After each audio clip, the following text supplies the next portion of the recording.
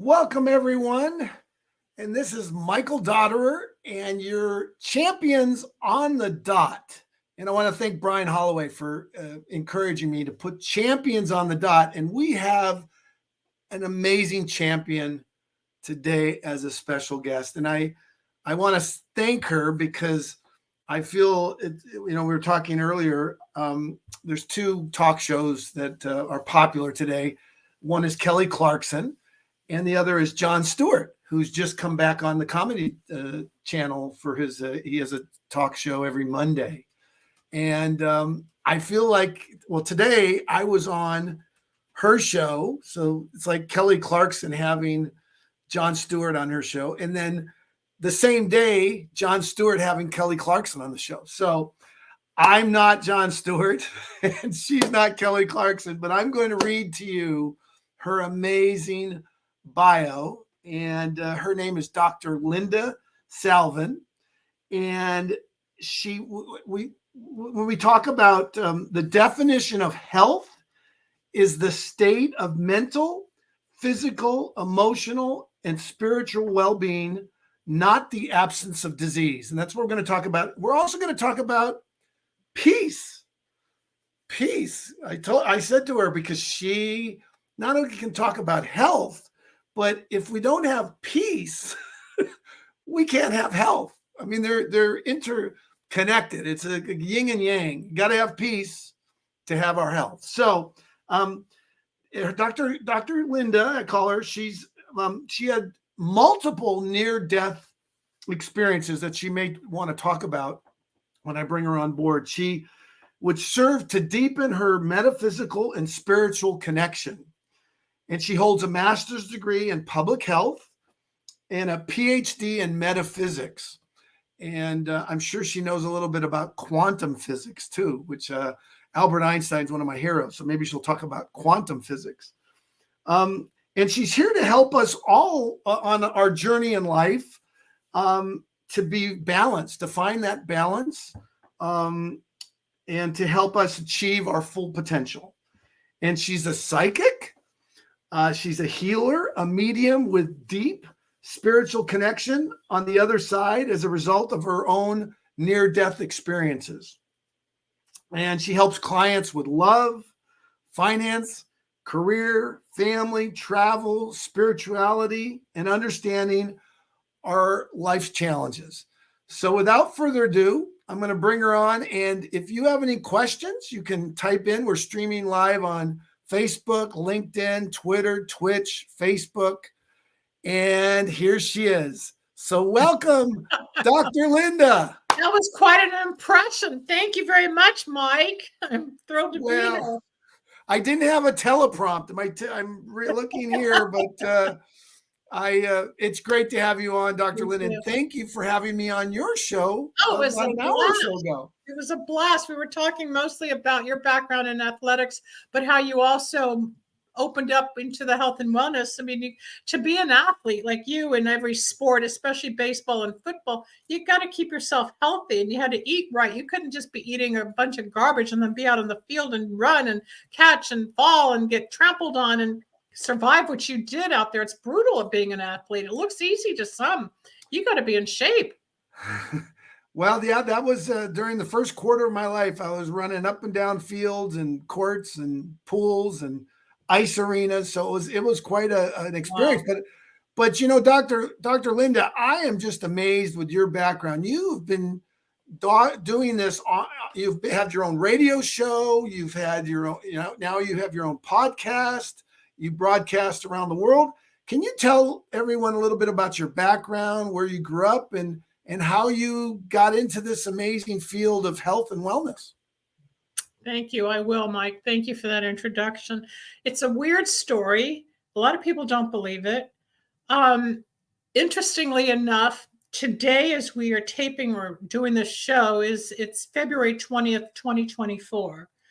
On February 17th, 1981, 43 years ago, I was in a commercial airline plane crash. I was on company business. Yes, as Mike said, I have a master's degree in public health epidemiology, which is the big term today with the pandemic. It's the study of epidemics. I was doing preventative medicine, health and wellness, and safety for an insurance company. My partner and I left Southern California to fly to San Jose, which is up in the area that Mike went to college at Stanford, up in the Bay Area. And something happened that day when my partner and I were doing ethylene oxide sampling, which is the chemical used to sterilize equipment for surgeons. And we told these people, don't open the autoclave door. And of course, somebody did. They invalidated our work. So we went to the airport early, packed up. Now, I'm originally born and raised in Southern California, Los Angeles, Sherman Oaks to be exact, in the San Fernando Valley. Went to, lived in Las Vegas for a short period of time till we moved back. But I mean, most of my life was here in Southern California, born and raised, left, come back. And then I academically left to go to San Francisco State University. I actually followed a boyfriend to school, which in retrospect was like the worst decision of my life back then. And it's like, it took me on a different journey than I think I dreamt of.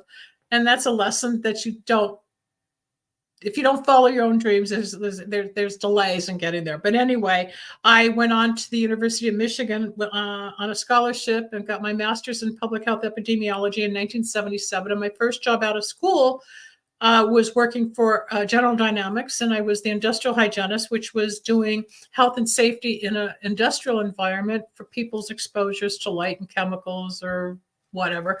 And then I got a job in the insurance company. In my first out-of-town assignment, I was sitting with my partner. I said, doesn't it look like it's going to crack there? Because I looked at the plane sitting in its little hangar thing before we were leaving the coffee shop. He looked, he didn't see anything. And he said, I think you're just tired. Well, an hour and a half later, our plane, a Boeing 737, crash landed at John Wayne Airport on February 17th, 1981.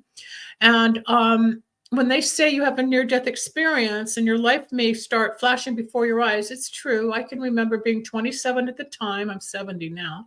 And everything went back to where maybe when I was in maybe 3 or 2, I remember the flashing. And as I slid down the ramp, this loud voice took over and this whoosh, whoosh of energy kind of entered me. And as I hit the ground, I ran and I kept running. I didn't know what was going on, just the shock. And John Wayne Airport is right by what we call the 405 freeway. And we were on the grass and I looked, I saw the oncoming traffic. I panned, I saw the beacons on the ambulances. Then I panned again. I saw the terminal and then I panned again. And there was the plane on its belly, on fire, cracked in half, just as I saw an hour and a half earlier. I'd never had a premonition prior to that. Intuition, yes. Premonition, no. Big difference, which I can explain later. But whatever happened to me that day, I became psychic. I wasn't a psychic before then. I was a scientist. I was, just partying and getting loaded and going out with guys and bypassing a few relationship proposals, just living life. Well, that changed and I became very psychic. I was hospitalized. Long story short, after 6 years of trying to integrate, there's a plane going over right now. Never fails. If I gotta start talking, the plane's over. I got hit by a fire truck along the way in 1982, and then in 84, I totaled a car, and I had the white light experience where, as I was spinning out on a rainy night, this white light went from my head into the ceiling of my Camaro at the time, and this voice said, "You can come with us now or stay and do." And I was given a message. And when the paramedics came to get me out of my car, I said, "They want me off the planet." So I'd gone through 3 horrendous traumatic experiences at the age of 27, 28, and 30. And nobody could understand. I lost a lot of friends. They thought I was crazy.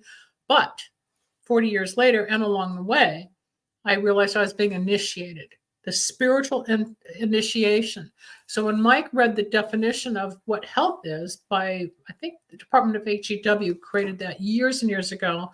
And it is, health is the state of mental, physical, emotional, and spiritual well-being, and not merely the absence of disease. And I remember driving with my mom during the plane crash recovery, and I was trying to remember what I learned in school because I was different. I had different feelings, different ideas. I was just detached. I was disassociated, but I became super spiritual. And I found out from a psychic about a month later, I became what's known as a walk-in. And that's where one soul leaves and another takes over. And this lady told me about a book to read. And she said, whatever entered you is a psychic. So I'm not a psychic. Well, I'm known around the world now. And I am a psychic. intuition is different than psychic abilities. Clairvoyant, clairaudient, clairsentient, channeling. It's very, very different. I didn't seek it, it sought me. And I started to follow it as much as I fought it. For 12 years, I ran from this quote gift and energy inside me. And eventually I surrendered to it. I ended up on Psychic Friends Network with Dionne Warwick, and that was the beginning of the psychic phenomena on 900 lines, long before the internet, which started in 1996. We're still in 92. Remember when I had these near-death experiences in the 80s? There was no computers. They were still developing everything for the PCs.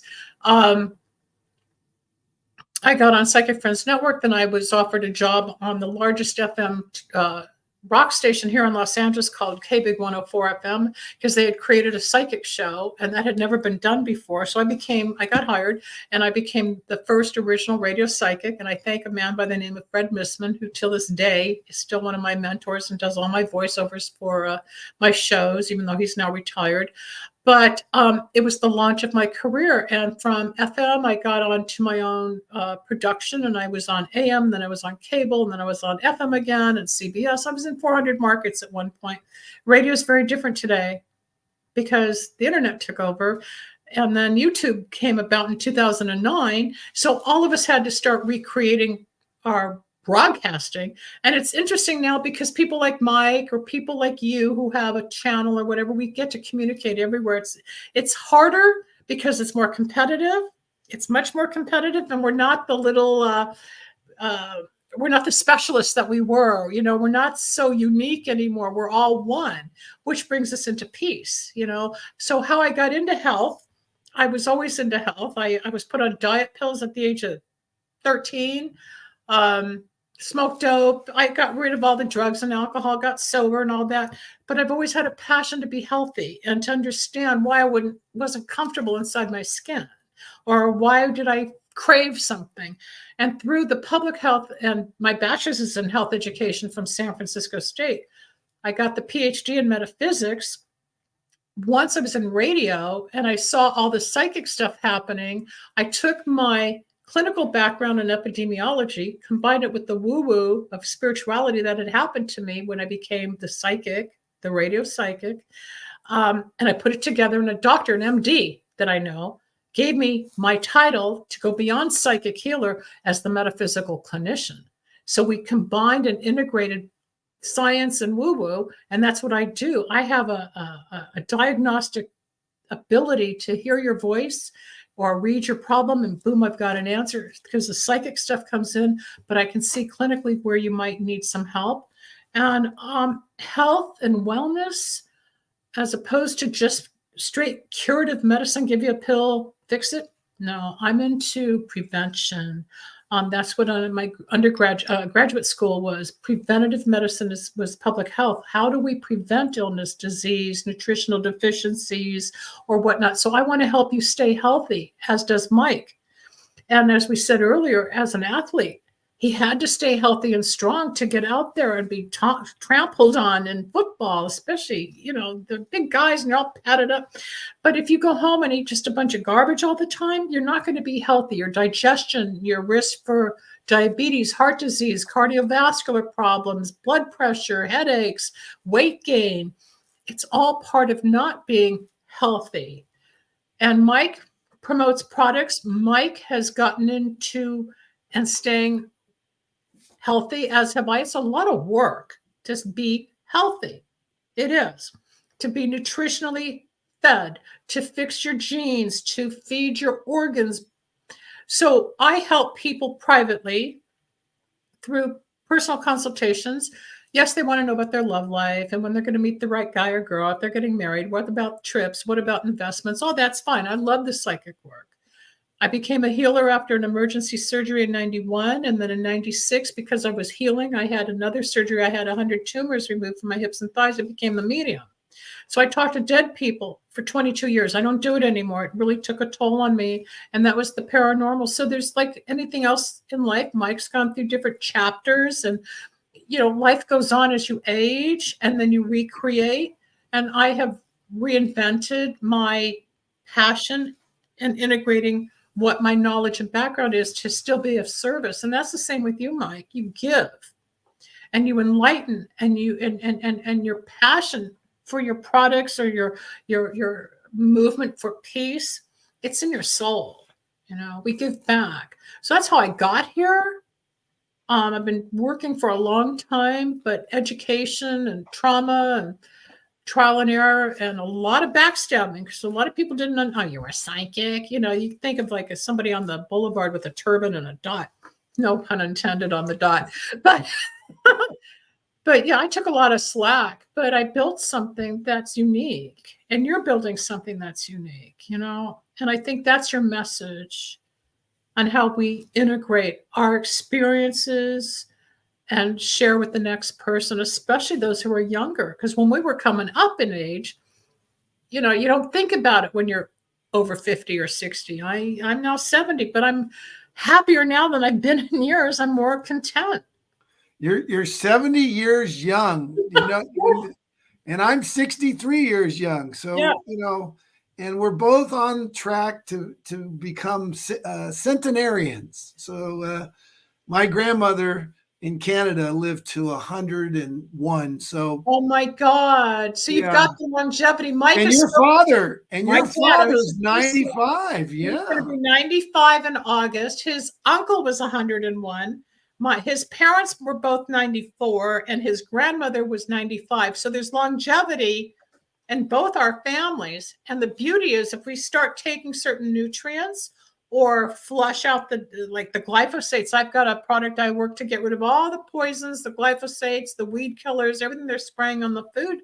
You can't get away from the water contamination, the food contamination, the spraying on the crops. It's all being sprayed in the air. So we want to detox and get away from what they are doing.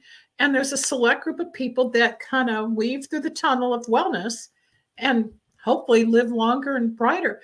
But you got into it because of your passion and your wealth, your health and wellness all along. But how did you like grab onto it? What stimulated? Well, you know, when you're an athlete, you know, in the first quarter of my life, you want to be in the best shape possible. So I was exposed to, you know, health and nutrition.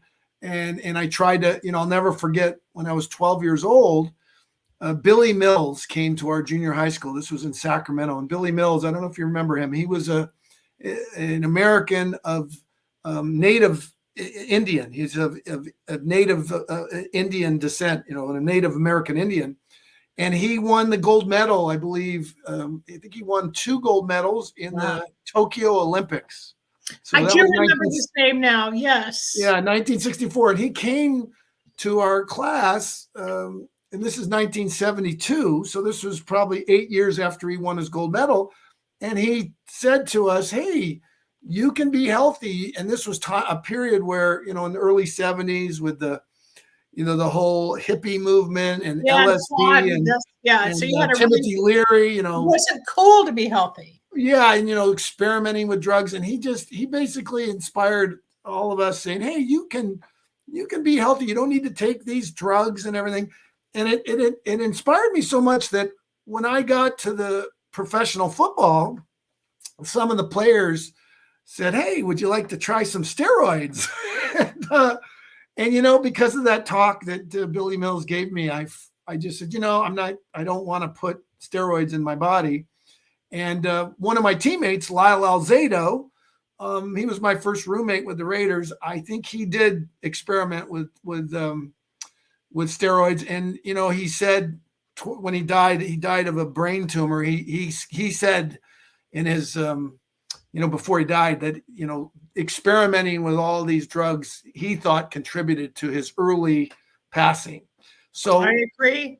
But fortunately, you know, when people look at me, they don't think, gosh, you know, they don't think I'm 63 years young. So I'm just very grateful. Energy, your smile, but you have an effervescent presence that when I met you 4 years ago, you're just shine and you're out there. And a lot of people who aren't, quote, healthy, or they drink too much, or they're still loaded, they got this look of depression, or they have a look there's no light. Their skin doesn't shine.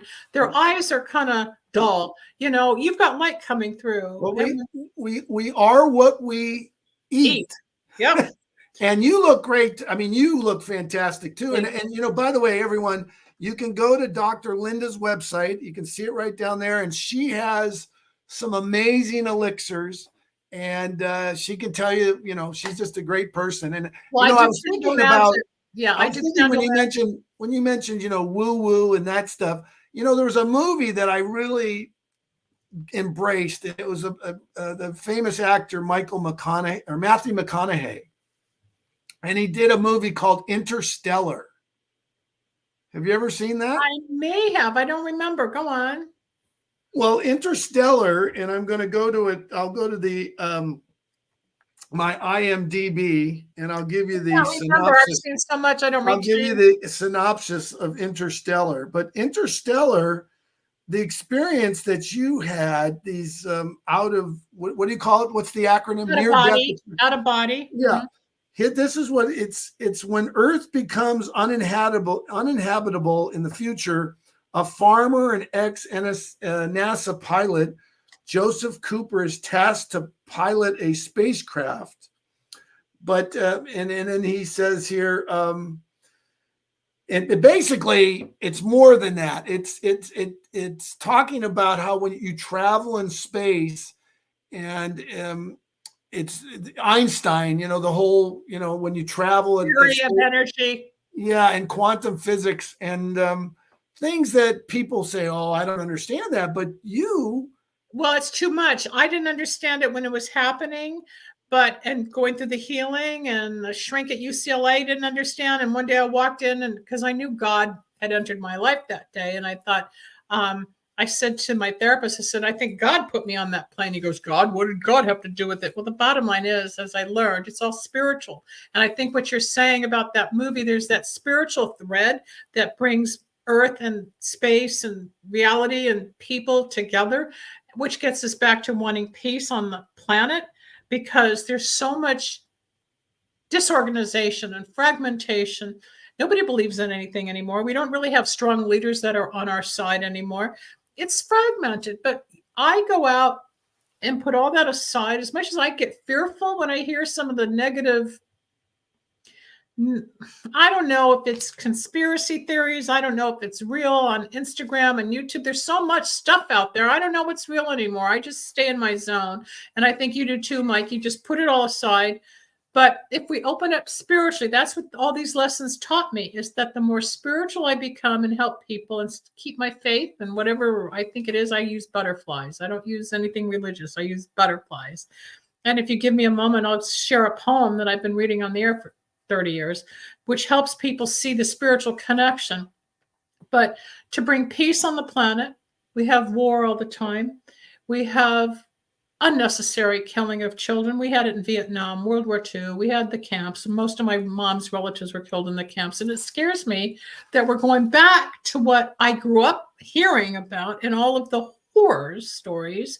And here we are years later, and it's like, is it happening again? Have we not learned our lesson? Does history always have to repeat itself to the point of innocent lives just because someone or a group of people, the elite, want power? I don't get it. You know, there's talk of some people want like 80% of us gone so they can rule the planet. It's not going to happen. Let's go back to your organization, though, because, well, let me do this poem. And I think it'll help your listener, your viewers, and you, because I have to remind myself. When I started understanding God, I didn't understand what had happened to me. And it's not religious. When I saw the spiritual metaphysics of life, that's when I became psychic. I was out of my body for 4 months. I was 50 feet out after the plane crash, and I stand 5'8", and it was a weird thing, and no one to talk to, and there was no Google. But I came across this poem that says, God, are you real? It's an old Sanskrit poem from 1200. And it says, the child whispered, God, speak to me. And a meadowlark sang, but the child did not hear. So the child said, God, speak to me.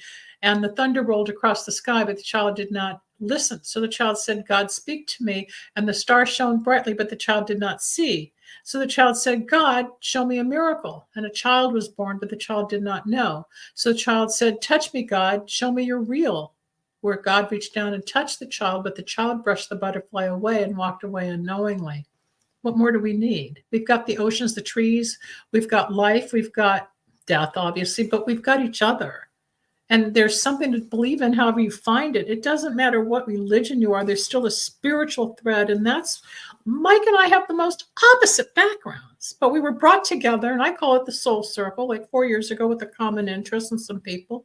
But we have the same similar passion to help people in our own way.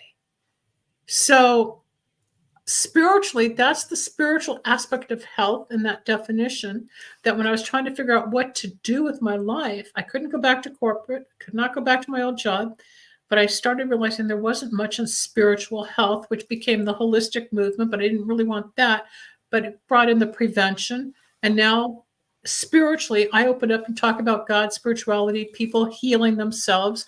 And as we heal ourselves, we heal the planet, which gets back to your organization with peace. Yeah. You know, it's interesting when you're describing what you've experienced, and, you know, we're given signals, and that's, you know, you're talking about the spirituality. And there was a movie that Cary Grant and David Niven, it was 1947 movie called The Bishop's Wife. Don't know that one. Yeah. Take a look at it. It's a great movie.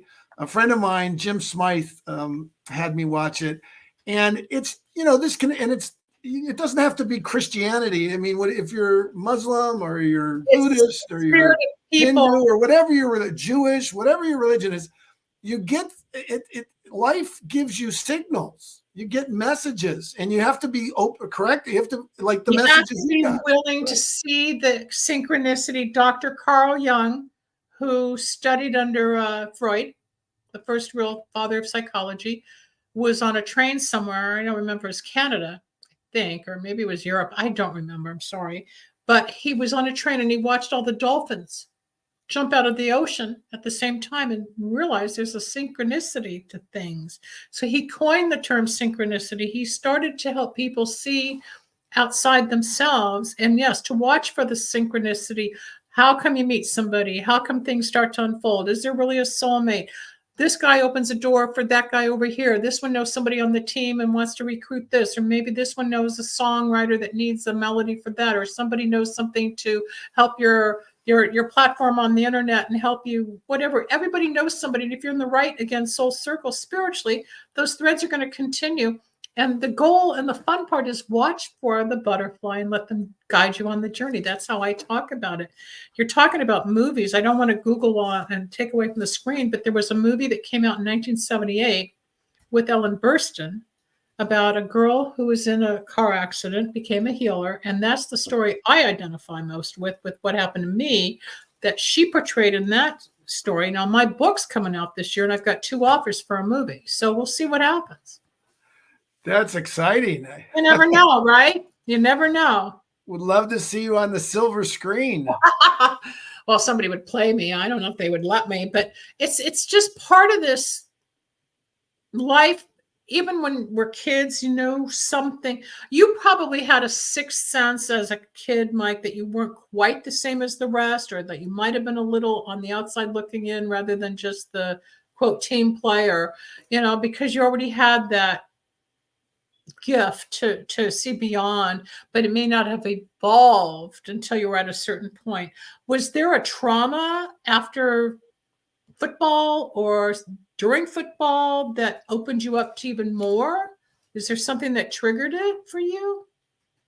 Oh yeah, I mean, it was very traumatic for me. I'll never forget, you know, when I got, you know, put on waivers. The Raiders put me on waivers, and I was just I was beside myself, and just didn't know what to do. And then I didn't give up. I mean, I immediately signed with the USFL, the Oakland Invaders, which is a league that was started back in the, you know, back in 1983. And but in any event, you know, my body at that point was not, you know, we didn't have the orthopedic surgeons, and it was a blessing in disguise, because a lot of my teammates, many of them are no longer living today. You got beat up. I give you guys a lot of credit. Plus, there's the concussion disease. I forget what it's called. CTE.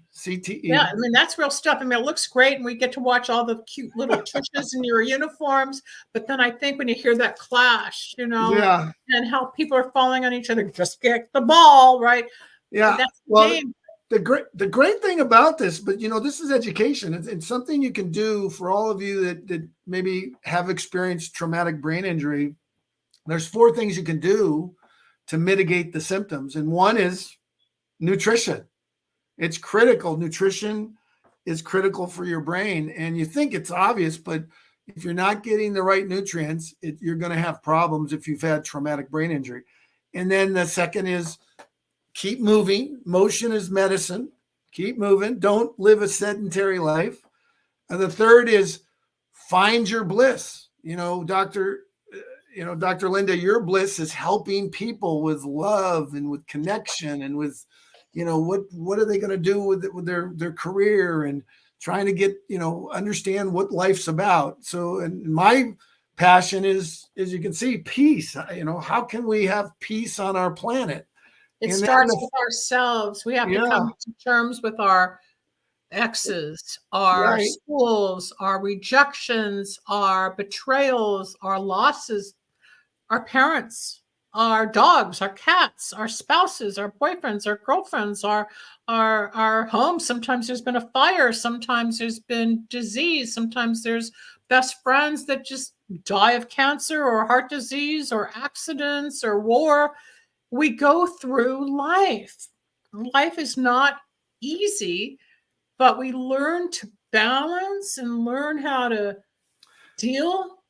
But and again, finding what you love to do helps you weather that storm. If you're pursuing whatever your bliss is, everyone has. I believe every human being has a superpower. Yeah. Every human being does. God and whatever you conceive of God has given each of you that are listening today a superpower. And your superpower is different, and talent is different. So it's finding your bliss. And then the 4th thing that you can do to mitigate traumatic brain injury or depression or whatever you're going through, trauma.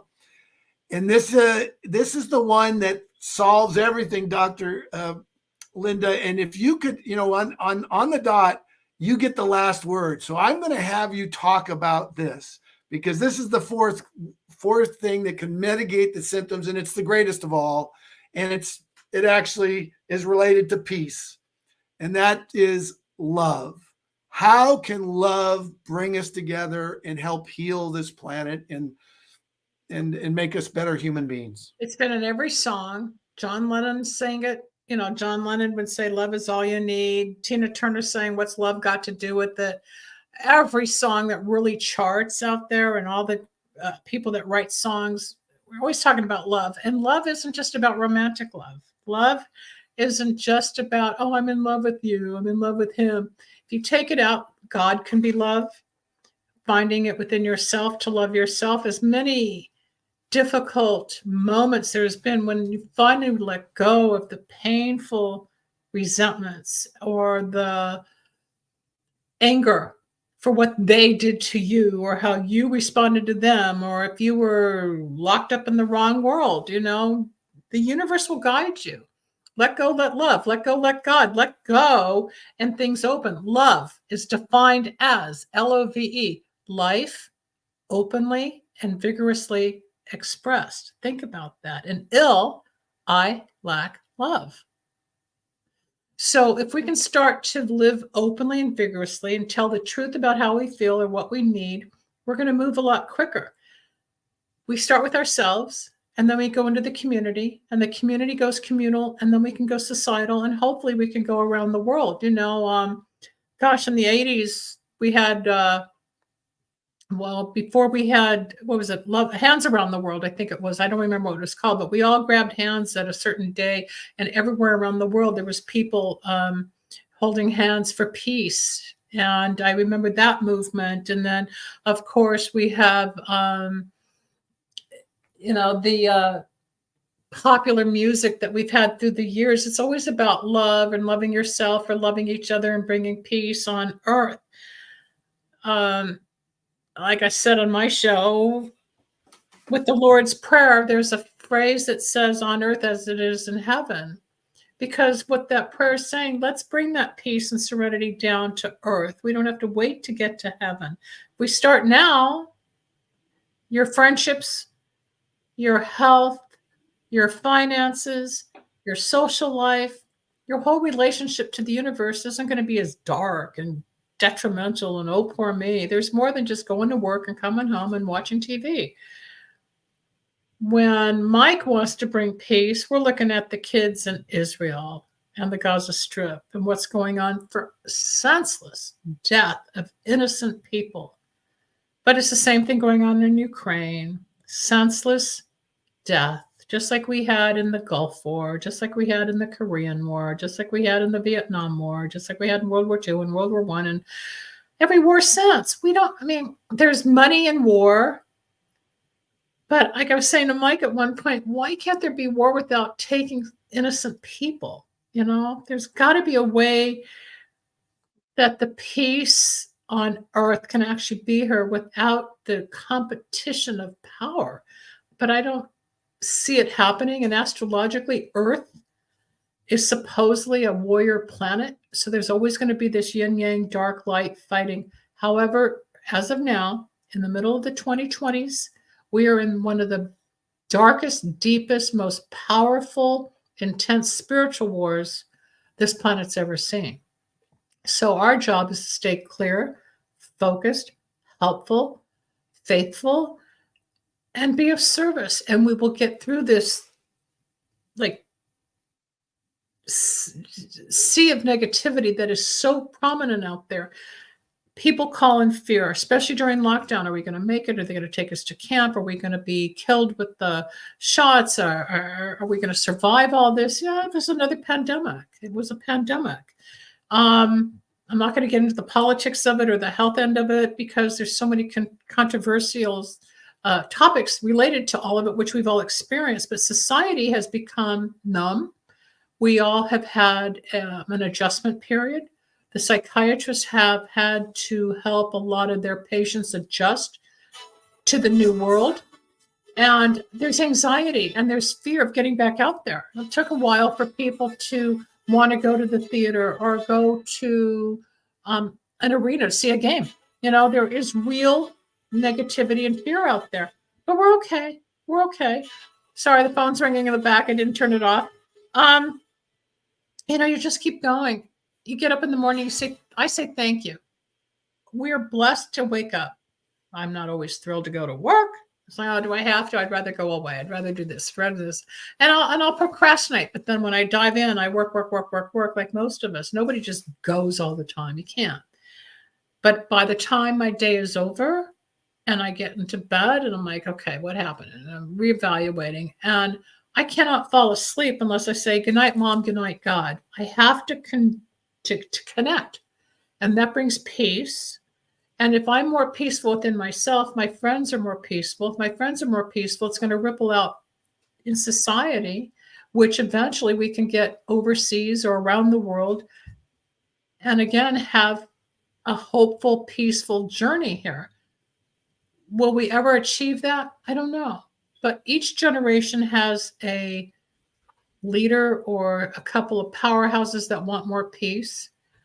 And there's always somebody that opens that next door. And if you want to jump on the bandwagon, do something peaceful for yourself. Don't hit your animals. Don't abuse your kids or your animals.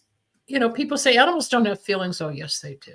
They're sentient. They feel, they sense our pain. Dogs, cats, lambs, cattle, pigs, fish, anything that breathes has feelings. But most people in society never think that there's real feeling. I was told that there would be less war if we didn't slaughter the animals for food, that there's an imbalance, and the more we slaughter the animals, the more war there is. I don't quite know. That would come into quantum physics, which I'm not sure how it relates. But a person I know who's an MD who talks on these larger issues explained it to me that for years they equate slaughter to war. Have you ever heard that, Mike? Yes, I have. I have heard it. And but we need the animals for protein. God gave us animals to eat, but I think it's the way we slaughter. There could be a more humane, right? Well, there is a study. It was called the China study, and it was done by Cornell University, Oxford, and Beijing University. It was a 30 or 20-year study.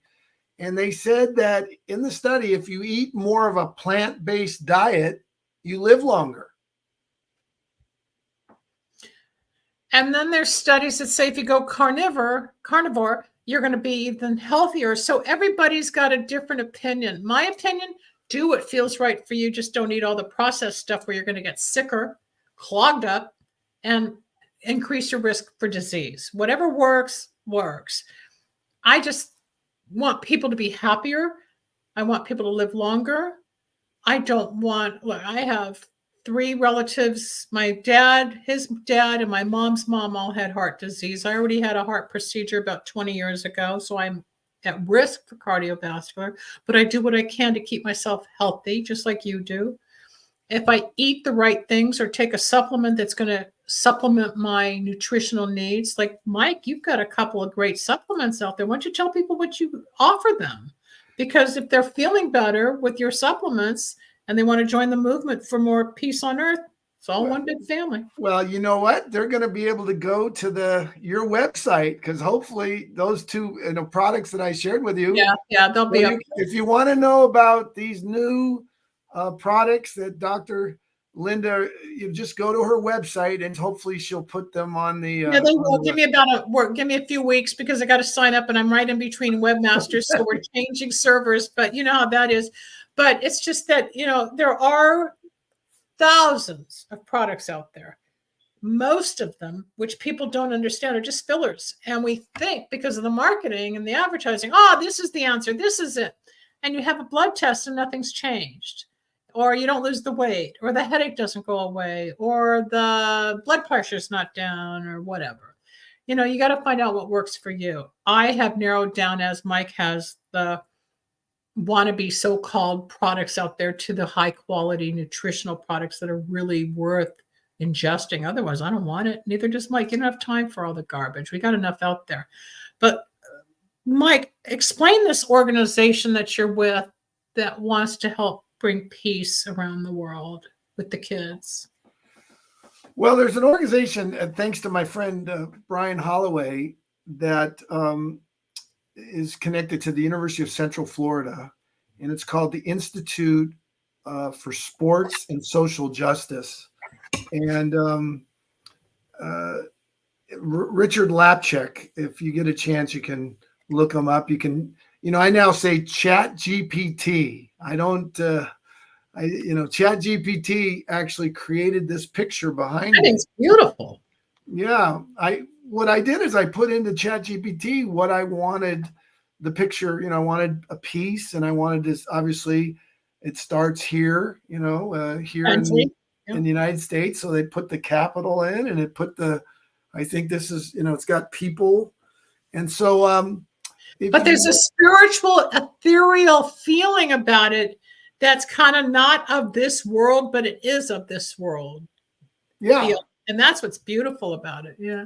Yeah. So in any event, you can go to ChatGPT and you can ask them about Richard Lapchick, the University of Central Florida, and the Institute for Sports and Social Justice. But, I just think there's so many, you live near Hollywood. How close are you near 20 Hollywood? minutes. I'm just over the hill. I grew up over here. The hill.